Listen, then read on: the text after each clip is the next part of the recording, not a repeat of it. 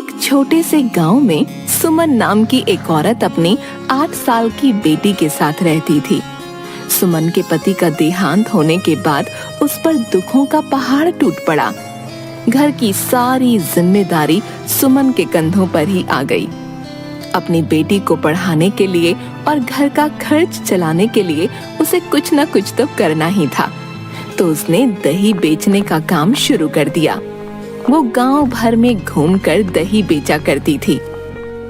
सुमन सुबह से दही का मटका लेकर गांव भर में बेचने के लिए निकल पड़ती। दही ले लो, दही, ताजा मीठा दही, दही ले लो। उसका दही बहुत ही मीठा और ताजा होता था।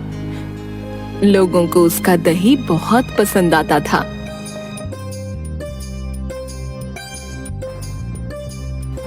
तुम्हारी दही इतनी स्वादिष्ट और मीठी होती है, घर में सबको तुम्हारा दही खाने की लत सी लग गई है। सभी चाहते हैं कि रोज तुमसे ही दही लिया जाए।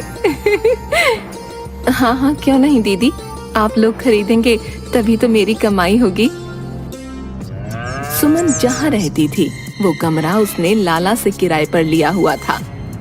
लाला एक दुष्ट स्वभाव का आदमी था। वो सुमन पर बुरी नजर रखता था।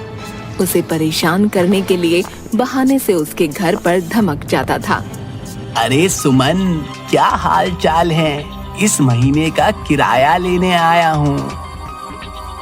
लाला, मैं 2-3 दिन में किराया दे दूंगी। बच्ची की स्कूल की फीस भरनी थी, इसीलिए थोड़ी देर हो गई। अरे मैंने कहाँ तुम्हें कुछ कहा? तुम किराया कभी भी दे दो, मैं भला तुमसे कुछ कह सकता हूँ? पर अब मुझे अपने हाथ की एक कप चाय तो पिला दो। इस तरह लाला सुमन को परेशान करता रहता, पर सुमन मजबूर थी, इस वजह से चुप रहती।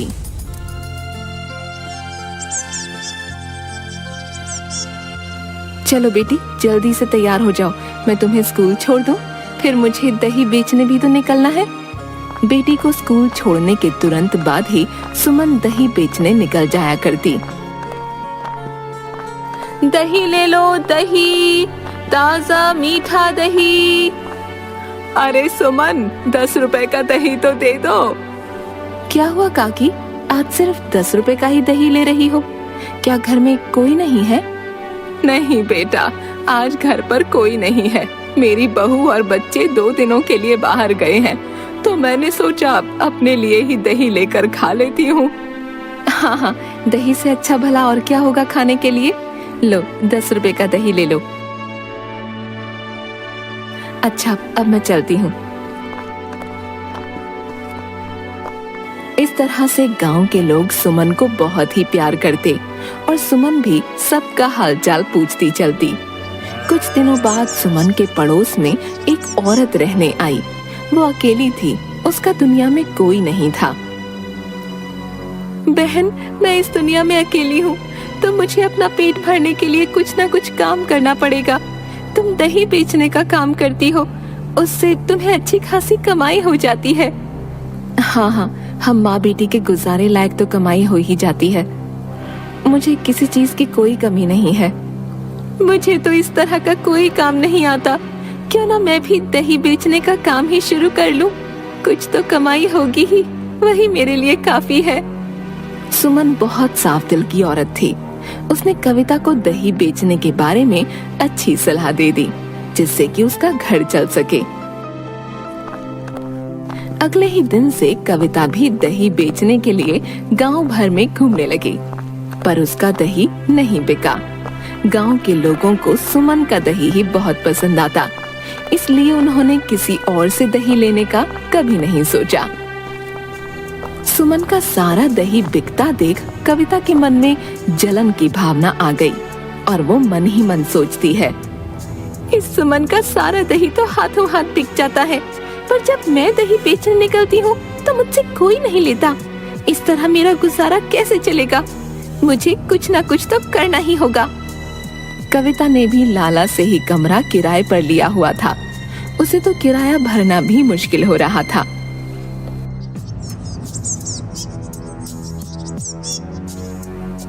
सुमन सुबह सवेरे काम पर जाने से पहले अपनी बेटी को स्कूल छोड़ने के लिए निकल जाया करती।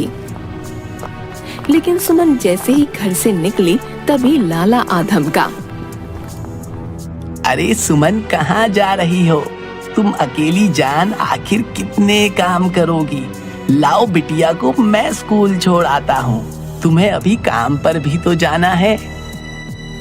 देखो लाला, हमने तुमसे कमरा किराए पर लिया है। महीने में एक बार कमरे का किराया लेने आया करो। यूं रोजाना मेरे घर आना अच्छी बात नहीं है। और तुम्हें इससे क्या मतलब कि कितने काम करती हूँ? अपने काम से काम रखो और मुझसे यूं मत उलझा करो। ये कहते हुए सुमन वहां से चली जाती है और लाला को उसके इस व्यवहार पर बहुत गुस्सा आता है। एक दिन लाला कविता के घर किराया लेने जाता है। लाओ भाई, मेरे महीने का किराया दे दो। अरे लाला, मेरे तो खाने के ही लाले पड़े हुए हैं। मैंने सुमन को देखकर ही दही बेचना शुरू किया, पर उसका सारा दही बिक जाता है, मेरा नहीं। मैं तुम्हारे किराए के पैसे कहाँ से लाऊं? मुझे कुछ समझ नहीं आ रहा। लाला तो सुमन से चिढ़ा ही पड़ा था। उसने सोचा कविता के जरिए सुमन से बदला लिया जाए।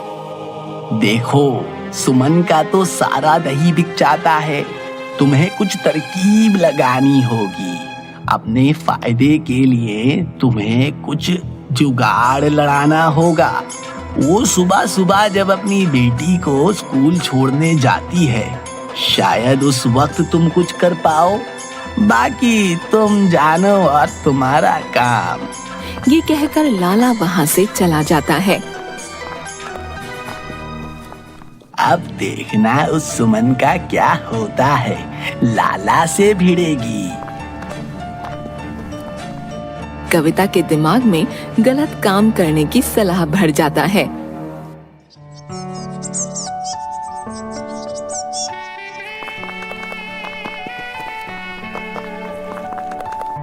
अरे कविता, मैं बस अपनी बेटी को छोड़कर आ रही हूँ। जरा 10 मिनट मेरे घर पर नजर रखना। हाँ हाँ, क्यों नहीं, तुम आराम से जाओ। इस तरह सुमन सुबह निश्चित समय पर अपनी बेटी को स्कूल छोड़ने जाया करती और वापस आकर दही लेकर बेचने निकल पड़ती।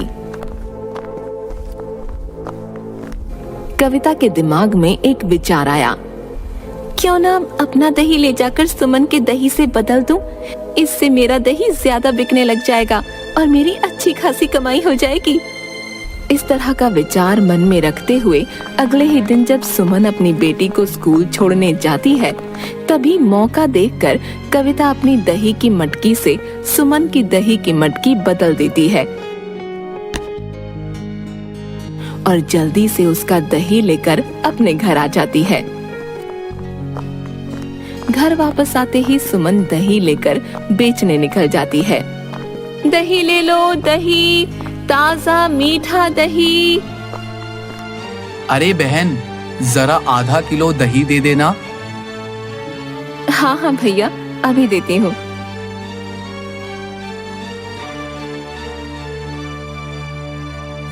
इस तरह से सुमन उस दिन भी अपना दही बेचकर घर वापस लौट आती है और दूसरी तरफ कविता भी सुमन का चुराया हुआ दही बेचकर वापस आ जाती है।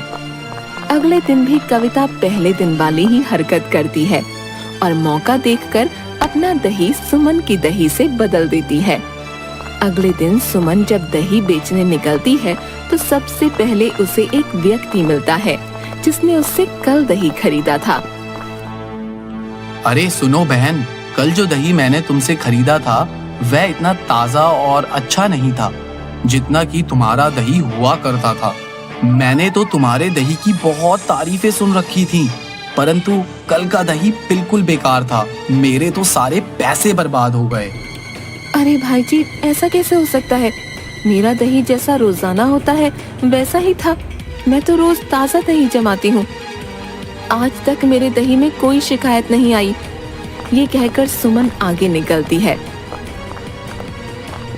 तो बूढ़ी काकी मिलती है। अरे सुमन, तुझे क्या हो गया है? कल तेरा दही बिल्कुल अच्छा नहीं था। वो ना तो ठीक से जमा हुआ था और ना ही उसमें कोई मिठास थी। मैंने सारा दही ऐसे ही फेंक दिया। तुझसे लिए हुए दही में तो आज तक कोई शिकायत नहीं हुई, पर कल का दही बिल्कुल बेकार था। थोड़ा ध्यान रखियो आगे से।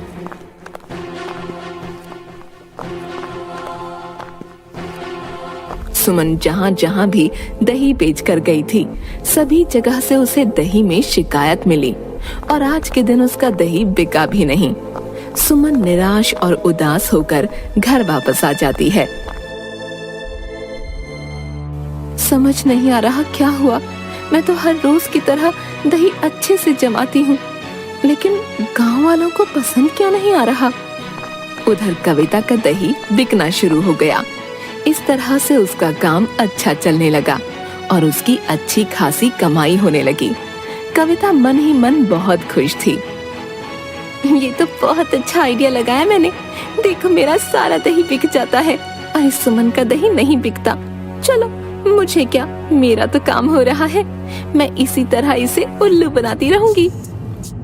कुछ दिन इसी तरह चलता रहा और कविता का दही बिकता रहा। सुमन ये सब देखकर बहुत हैरान होती है। मेरा दही तो बिक नहीं रहा और गांव में कविता का सारा दही बिक जाता है। आखिर माजरा क्या है? कहीं इसमें कविता का हाथ तो नहीं? सुमन के मन में एक तरकीब आती है। वो जिस मटके में दही जमा रही थी उस पर नीचे की तरफ एक छोटा सा निशान लगा देती है और उसे हमेशा की तरह रख देती है। अगले दिन सुबह सुमन जब अपनी बेटी को स्कूल छोड़कर वापस आती है तो आते ही वो सबसे पहले अपनी दही की मटकी चेक करती है और देखती है कि वो जो निशान उसने मटकी पर लगाया था वो नहीं था। बस उसे सब समझ आ जाता है कि ये घटिया हरकत कविता ही कर रही है। वो कविता के घर जाती है ताकि वो उसकी मटकी चेक कर सके।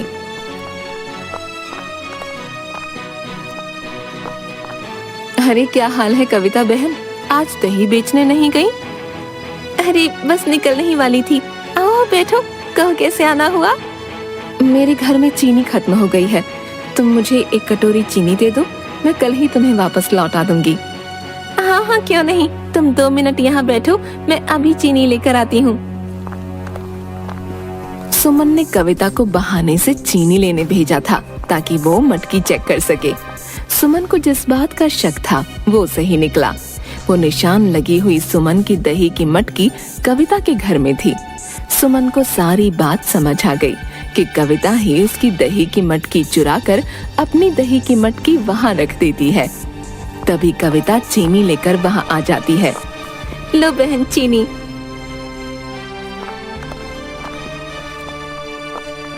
सुमन चीनी लेकर चुपचाप वहां से निकल आती है और सोचती है, कविता से चोरी की बात कही तो वो कभी भी नहीं मानेगी, इसीलिए उसे रंगे हाथों पकड़ना होगा।